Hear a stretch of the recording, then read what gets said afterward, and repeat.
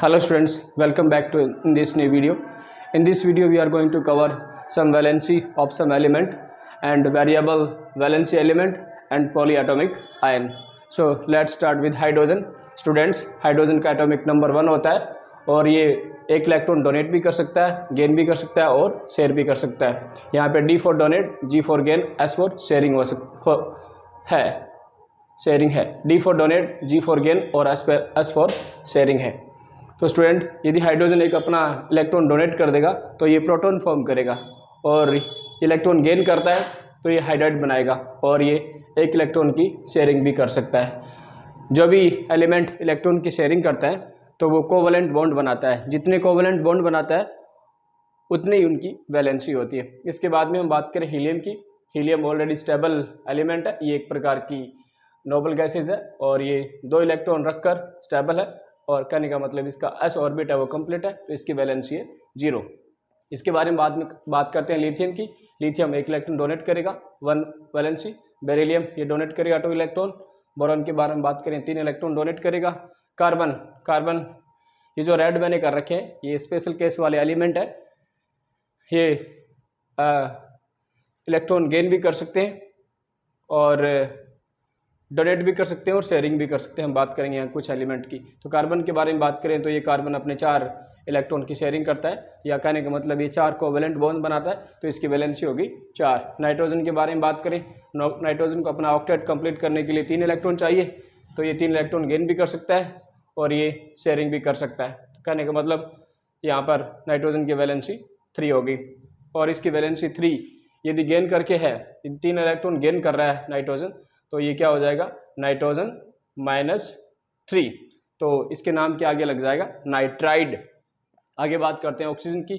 Oxygen अपना octet complete करने के लिए 2 इलेक्ट्रॉन गेन करेगा और 2 इलेक्ट्रॉन गेन करेगा तो इनकी वैलेंसी होगी 2 नेगेटिव और इसके नाम के आगे लग जाएगा oxide. Friends, oxygen electron gain भी कर सकता है और शेयरिंग भी कर सकता है, तो ध्यान रखना ये बात. कुछ ऐसे कंपाउंड होते हैं जिसमें इलेक्ट्रॉन गेन करते हैं, कुछ कंपाउंड ऐसे होते हैं जिसमें इलेक्ट्रॉन की शेयरिंग करते हैं. मेरा मतलब ये कोवलेंट बॉन्ड बनाते हैं. आगे हम बात करते हैं फ्लोरीन की. ऑक्टेट कंप्लीट करने के लिए इसको 1 इलेक्ट्रॉन चाहिए. ये इलेक्ट्रॉन को गेन भी कर सकता है और शेयरिंग भी कर सकता है तो वैलेंसी होगी इसकी 1. नियोन के बारे में बात करें तो नियोन ऑलरेडी एक प्रकार की नोबल गैसेज है, इनका ऑक्टेट कंप्लीट है और इनकी वैलेंसी होती है 0. सोडियम 1 इलेक्ट्रॉन डोनेट करेगा 1 पॉजिटिव. मैग्नीशियम 2 इलेक्ट्रॉन डोनेट करेगा 2 पॉजिटिव. एल्यूमिनियम 3 इलेक्ट्रॉन डोनेट करेगा 3 पॉजिटिव. और सिलिकॉन के बारे में बात करें तो सिलिकॉन भी एक प्रकार का स्पेशल केस एलिमेंट है और ये 4 इलेक्ट्रॉन शेयर करेगा. अब इसके बाद में हम बात करते हैं फॉस्फोरस की. लास्ट ऑर्बिट में फॉस्फोरस के 5 इलेक्ट्रॉन है तो इनको अपना ऑक्टेट कंप्लीट करने के लिए 3 इलेक्ट्रॉन चाहिए. कहने का मतलब ये गेन भी कर सकता है 3 इलेक्ट्रॉन और ये अपने 5 इलेक्ट्रॉन की शेयरिंग भी कर सकता है. कहने का मतलब ये फॉस्फोरस है, ये वेरिएबल वैलेंट वाला एलिमेंट है. इनकी वैलेंसी 3 भी होती है और 5 भी होती है. इसके बारे में बात करें सल्फर. स्टूडेंट्स, सल्फर अपना ऑक्टेट कंप्लीट करने के लिए 2 इलेक्ट्रॉन गेन भी कर सकता है और इलेक्ट्रॉन की शेयरिंग भी कर सकता है. यदि वो 2 इलेक्ट्रॉन गेन करता है तो इनकी वैलेंसी होती है 2 नेगेटिव, तो इसके नाम के आगे लग जाएगा सल्फाइड. फ्रेंड्स, ये 4 इलेक्ट्रॉन और 6 इलेक्ट्रॉन की शेयरिंग भी कर सकता है. तो कह सकते हैं कि सल्फर एक प्रकार का वेरिएबल वैलेंट एलिमेंट है. तो इनकी वैलेंसी 2, 4 और ये 6, ये डिपेंड करता है कौन से कंपाउंड में ये सल्फर कंबाइंड हुई है. हम बात करें सल्फर ट्राईऑक्साइड. यहाँ सल्फर ट्राईऑक्साइड में बात करें तो सल्फर की वैलेंसी है 6. हम बात करें सल्फर डाइऑक्साइड, यहाँ पे सल्फर की वैलेंसी है 4. आगे बात करें क्लोरीन.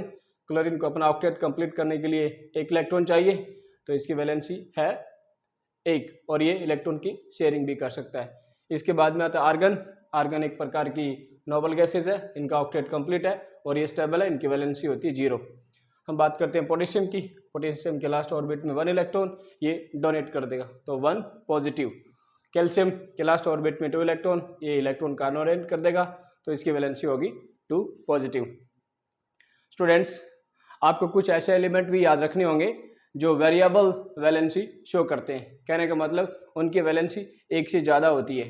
जैसे हम कॉपर के बारे में बात करें, कॉपर वेरिएबल वैलेंट है, वैलेंट एलिमेंट है तो इसकी वैलेंसी 1 भी हो सकती है, 2 भी हो सकती है. जैसे हम बात करें आयरन की वैलेंसी 2 भी हो सकती है और 3 भी हो सकती है. यहाँ स्टेनिक की बात करें वैलेंसी 2 भी हो सकती है और 3 भी हो सकती है. यहाँ पीबी लेड की बारे में बात करें 2 भी हो सकती है और 4 भी हो सकती है। इस प्रकार के एलिमेंट का नोमेनक्लेचर कैसे होगा, ये बात आपको बहुत ध्यान से सुननी होगी स्टूडेंट्स। कई बार ऐसे ऐसे कंपाउंड आते हैं, यदि आप उनकी वैलेंसी को नहीं आइडेंटिफाई कर सकते तो उनका आप नोमेनक्लेचर भी नहीं कर सकते। आपको सबसे पहले देखनी पड़ेगी या फिर इनकी जो वेरिएबल वैलेंट वाले एलिमेंट है उनकी वैलेंसी लिखनी पड़ेगी। तो उनमें जो वैलेंसी सबसे कम है, मेरा मतलब उनकी ऑक्सीडेशन स्टेट जो सबसे कम है, उसके नाम के आगे OUS लग जाएगा, और जो वैलेंसी ज़्यादा है उनके नाम के आगे लग जाएगा इक, IC इक। जैसे मैं कॉपर के बारे में बात करूं, कॉपर की वैलेंसी 1 भी है और 2 भी है। इन दोनों में जो कम वैलेंसी है वो Cu1 पॉजिटिव है। कहने का मतलब इनकी ऑक्सीडेशन स्टेट 1 है, वो क्या है, कम है। तो कम वाली ऑक्सीडेशन स्टेट के आगे OUS लग जाएगा और ज़्यादा वाली के साथ IC। तो इनका नाम बन गया क्यूप्रस। तो इनके नाम के आगे लग गया OUS, क्यूप्रस। जैसे क्यूप्रस ऑक्साइड ये कंपाउंड है। और यहाँ बात करें क्यूप्रिक, यहाँ पे CuO ये क्यूप्रिक ऑक्साइड है। हम बात करें आयरन की, आयरन भी एक प्रकार का वेरिएबल वैलेंसी वाला एलिमेंट है। इसकी वैलेंसी 2 भी होती है और 3 भी होती है। वैसे ही जैसे हमने यहाँ पे किया, जिनका ऑक्सीडेशन स्टेट कम है उनके नाम के आगे OUS लग जाएगा। हम बात करें इनकी दोनों की वैलेंसी के बारे में, तो यहाँ पे 2 वैलेंसी है, 2 और 3। 2 मतलब ये कम है तो इसके नाम के आगे लग जाएगा OUS। आयरन को लैटिन भाषा में फेरम बोलते हैं, तो ये बन गया फेरस और ये बन गया फेरिक। लाइक यहाँ पे एक कंपाउंड है, ये फेरस क्लोराइड और ये फेरिक क्लोराइड। ऐसे भी आप इन एलिमेंट के बारे में भी जानकारी रख सकते हो। स्टेनस, स्टेनिक, प्लम्बस, प्लम्बिक। तो मोस्टली आपको ज़्यादातर अपने सिलेबस में ये देखने को मिलेंगे, कॉपर और आपका iron, cuprous, cupric. If the valency of copper is 1, that is it's name can be cuprous. If the valency of copper is 2, cupric. यहाँ पर ferrous, ferric, stannous, Stenik. Students, इसके बाद में आपको कुछ ऐसे आयन्स पढ़ने पड़ेंगे जो पॉली एटॉमिक होते हैं। पॉली एटॉमिक मतलब इसके अंदर जो नंबर ऑफ एटम होते हैं वो क्या होते हैं, मैनी होते हैं। Poly mean many. जैसे मैं बात कर रहा हूँ, हमने पढ़ा पिछले वीडियो में सोडियम के बारे में।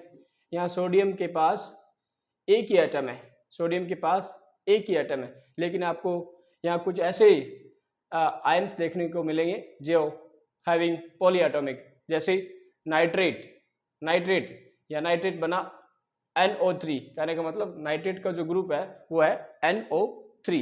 इसके अंदर नाइट्रोजन के 3 एटम, ऑक्सीजन के 3 एटम, नाइट्रोजन का 1 एटम। कहने का मतलब यहाँ पे 4 एटम है, तो कह सकते हैं एक से ज्यादा एटम, तो ये बन गया पॉली एटॉमिक आयन। इनके ग्रुप होते हैं, आप इनको बार बार रिवीजन करोगे इनका तो इनको आप आसानी से याद कर सकते हो। अगले वीडियो में हम बात करेंगे ये जो पॉली एटॉमिक आयन्स होते हैं इनकी वैलेंसी कैसे डिसाइड होती है। तो आपको कुछ ऐसे पॉली एटॉमिक आयन्स मिलेंगे अपने सिलेबस में, आपको ये देखने को मिलेंगे। नाइट्रेट के बारे में बात करें, नाइट्रेट का ग्रुप होता है NO3 1 नेगेटिव। नाइट्रेट आपको यहाँ देखना पड़ेगा, इनका जो सुफिक्स है उनको ध्यान से समझना। नाइट्रेट 8, यदि एक नाइट्रोजन कम हो गई तो यहाँ पे 1 नेगेटिव चार्ज और ये बन गया नाइट्राइट। नाइट्रेट यहाँ बन गया नाइट्राइट। ऐसे यदि हम बात करें सल्फेट के बारे में, सल्फेट SO4 2 नेगेटिव, सल्फेट 8, यहाँ पर भी 8, SO4 2 negative, sulphate SO3 2 negative, sulphite. यहाँ बात करें phosphate, phosphate 8 3 negative, phosphite 3 negative, आइट IT यहाँ पे 8, यहाँ पे 8, यहाँ पे 8 आइट 8 और आइट। और आगे पढ़ रहे हैं कार्बोनेट 2 नेगेटिव, कार्बोनेट। एक और ग्रुप है HCO3 1 नेगेटिव, बाई कार्बोनेट। यहाँ से एक चार्ज कम हो गया कार्बोनेट से और एक हाइड्रोजन जुड़ गया तो बन गया ये बाई कार्बोनेट, या फिर हम इसको बोल सकते हैं हाइड्रोजन, हाइड्रोजन कार्बोनेट। तो ये थे स्टूडेंट्स कुछ पॉली एटॉमिक आयन, या फिर इनको बोल सकते हैं हम एनाइन। जिनके ऊपर नेगेटिव चार्ज होता है उनको हम बोल सकते हैं एनाइन, और जिनके ऊपर नेगेटिव आयन होता है उनको बोल सकते हैं एनाइन, और जिनके ऊपर पॉजिटिव चार्ज होते हैं उनको बोल सकते हैं कैटाइन। तो याद रखना, पॉजिटिव कैटाइन, नेगेटिव एनाइन। इतना कुछ जानने के बाद स्टूडेंट्स, यदि आपने वैलेंसी को अच्छे से कवर कर लिया है तो आप आसानी से कोई भी केमिकल फॉर्मूला बना सकते हो। तो अब हम कुछ केमिकल फॉर्मूले के बारे में बात करते हैं।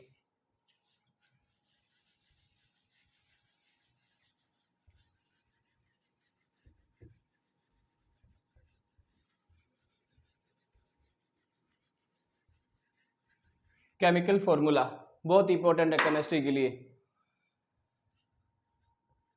केमिकल फॉर्मूले बनाने के लिए to form the chemical formula सबसे पहले आपको एलिमेंट का सिंबल पता होना चाहिए, उसके बाद में उनकी वैलेंसी का पता होना चाहिए। यदि उनके साथ यदि पॉली एटॉमिक आयन है तो उनका ग्रुप का पता होना चाहिए और उनके ऊपर जो वैलेंसी है उनका पता होना चाहिए। हम एक छोटे से एग्जांपल के साथ शुरुआत करते हैं। अपने को बनाना है sodium chloride. Sodium chloride, sodium का सिंबल क्या होता है Na। क्लोराइड बना क्लोरीन से। तो स्टूडेंट्स अभी इनको अपने को उनकी वैलेंसी पता होनी चाहिए। सोडियम की वैलेंसी होती है 1 पॉजिटिव, क्लोरीन की वैलेंसी होती है 1 नेगेटिव। इतना कुछ करने के बाद क्या करना है, सबसे पहले सिंबल लिखना है, उसके बाद में इनकी वैलेंसी लिखनी है। इसके बाद इनकी जो वैलेंसी है इनको अपने को क्रॉस मल्टीप्लाई करना है, क्रॉस मल्टीप्लाई करना है। आगे वाले स्टेप में अपने को सेम का सेम सिंबल लिखना है। जो क्रॉस मल्टीप्लाई किया जिस एलिमेंट की जो वैलेंसी है वो उसके यहाँ नीचे लिखेंगे। यहाँ क्लोरीन, क्लोरीन के साथ क्रॉस मल्टीप्लाई वैलेंसी किसकी, सोडियम की, तो बन गया NaCl, एक से क्रॉस हो गया, तो इसका फॉर्मूला बन गया NaCl। ध्यान देना स्टूडेंट्स, सबसे पहले आपको एलिमेंट का पता होना चाहिए, एलिमेंट का सिंबल का पता होना चाहिए, उसके बाद इसकी वैलेंसी का पता होना चाहिए। एक और फॉर्मूला हम बात करते हैं सोडियम के कार्बोनेट की। सोडियम कार्बोनेट, सोडियम का symbol Na, valency 1 positive, carbonate ये रहा carbonate, CO3 2 negative, CO3 2 negative, इसको मैं एक बार ऐसे भी लिख सकता हूँ, CO3 2 नेगेटिव कार्बोनेट, ये पॉली एटॉमिक आयन है। सबसे पहले आपको ऐसे लिखना है, इसके बाद में इनकी वैलेंसी को इंटरचेंज करना है, क्रॉस मल्टीप्लाई करना है। क्रॉस मल्टीप्लाई इसलिए करते हैं क्योंकि सोडियम कार्बोनेट एक प्रकार का कंपाउंड है और जो कंपाउंड होते हैं वो न्यूट्रल होते हैं, तो इनके चार्ज को बैलेंस करने के लिए आपस में हम इनको मल्टीप्लाई करते हैं। सोडियम का सोडियम लिखो, सोडियम के पास वैलेंसी किसकी आएगी, कार्बोनेट की, कार्बोनेट की वैलेंसी कितनी होती है -2, यहाँ पे हम साइन नहीं लगाएंगे, खाली इनका नंबर लगाएंगे। सोडियम के पास वैलेंसी आएगी कार्बोनेट की तो Na2, अब लिखो आप CO3, कार्बोनेट के पास वैलेंसी आएगी सोडियम की जो कि है 1 को हम ऐसे लिख सकते हैं Na2 CO3। तो ये बन गया फॉर्मूला सोडियम के कार्बोनेट का। अब हम बात करते हैं एक और फॉर्मूले की, मैग्नीशियम कार्बोनेट। मैग्नीशियम कार्बोनेट, सबसे पहले आपको मैग्नीशियम का सिंबल पता होना चाहिए, मैग्नीशियम, और साथ में ग्रुप कौन सा है, कार्बोनेट, ग्रुप का भी ध्यान होना। इसके बाद वैलेंसी, मैग्नीशियम की वैलेंसी 2 पॉजिटिव, कार्बोनेट की वैलेंसी 2 नेगेटिव, क्रॉस मल्टीप्लाई।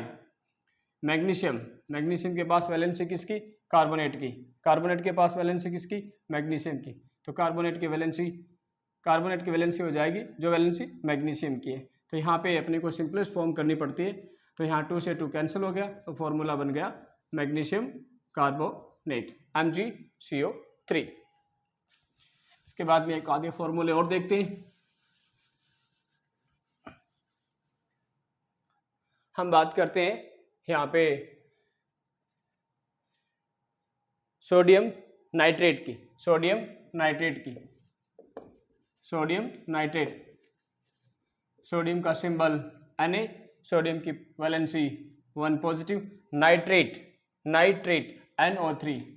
ध्यान देना स्टूडेंट, यहाँ पे नाइट्रेट है न कि नाइट्राइट, कई बार बच्चे यहाँ पे कंफ्यूज हो जाते हैं। नाइट्राइट होता है NO3 1 नेगेटिव, नाइट्रेट होता है NO3 1 नेगेटिव, नाइट्रेट होता है NO2 1 नेगेटिव और नाइट्रेट होता है NO3 1 negative. Interchange the valency, sodium के पास वैलेंसी किसकी, नाइट्रेट की जो कि है 1, नाइट्रेट के पास वैलेंसी किसकी, सोडियम की जो कि है 1 से 1 कैंसिल, तो सोडियम का फॉर्मूला बन गया, सोडियम नाइट्रेट का formula NaNO3, sodium nitrate. Sorry students, यहाँ पे नाइट्रेट की वैलेंसी 2 होती है, तो फॉर्मूला बन गया Na2NO3 1, तो 1 को लिखा नहीं जाता, तो वैलेंसी को हमने इंटरचेंज कर दिया, तो Na2 NO3। This is the formula of sodium nitrate. तो स्टूडेंट ये थी एक बेसिक जानकारी वैलेंसी के कॉन्सेप्ट की। तो सबसे ज़्यादा आपको ध्यान रखना है ये वेरिएबल वैलेंसी वाले एलिमेंट, क्योंकि कई बार बच्चों को कंफ्यूज हो जाता है कि ये क्यूप्रस है या क्यूप्रिक। तो कंपाउंड में आपको उनकी वैलेंसी को देखना होगा। यदि उनकी ऑक्सीडेशन स्टेट कम है तो उनके नाम के आगे आपको OUS मिलेगा, तो उनकी जो वैलेंसी कम है उसी वैलेंसी आपको समझना पड़ेगा। तो ये जानकारी थी normal basic concept of valency. अगले वीडियो में हम पढ़ने वाले हैं चैप्टर फर्स्ट की शुरुआत, केमिकल इक्वेशन। सो इस वीडियो में इतना ही स्टूडेंट। Thanks for watching.